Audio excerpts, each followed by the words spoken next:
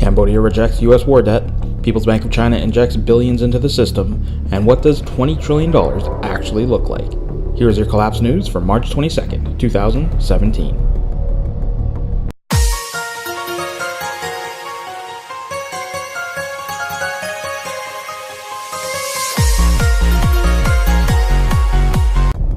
Cambodia rejects U.S. war debt, slams U.S. imperial brutality. Cambodian Prime Minister Hun Sen, who has been calling for the cancellation of the debt since President Donald Trump was elected, rejected paying it, saying, "I have not sent an official letter to Trump asking him to cancel the debt. They brought bombs and dropped them on Cambodia, and now demand Cambodian people to pay." Speaking at a conference earlier this month, Sen, a former commander with the Cambodian communists, slammed recent comments made by U.S. Ambassador to Cambodia, William Haidt, about repayment, and recalled the atrocities committed by the United States in the 1970s. In the late 60s, the United States gave Cambodia a $274 million loan, mostly for food and supplies, to the US-backed Lon Nol government, who had taken over the country in a coup earlier that year. The debt has almost doubled since then, as Cambodia has refused to enter into the repayment program. As Nol fought against the Khmer Rouge between 1970 and 75, U.S. fighter jets carried out secret carpet bombings against the group in support of the right-wing government, killing more than 500,000 people, many of them women and children. After the Khmer Rouge took over the country in 1975, more than 2 million people died as a result of political executions, disease, and forced labor, and many credited U.S. imperialism in the region for fueling the death toll.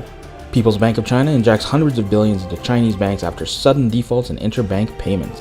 Every time the Chinese central bank commences some sort of tightening, overnight the PBOC injected hundreds of billions of yuan into the financial system after some smaller lenders failed to repay borrowing in the interbank market. The PBOC wants to warn the smaller lenders not to play the leverage game excessively, said Xie Lei, the chief economist at BBVA in Hong Kong. It's a tug of war between the central bank and the financial institutions. However, the smaller institutions know it's pretty much guaranteed the People's Bank of China will bail them out, or else the system would collapse. This is an ongoing collapse trend. Everyone knows the central banks and financial institutions are leveraged to the moon. The more leveraged, the more fragile the system. It's only a matter of time before it all comes crashing down back to Earth. Collapse fact. We end today's video with US debt of 20 trillion visualized in stacks of physical cash.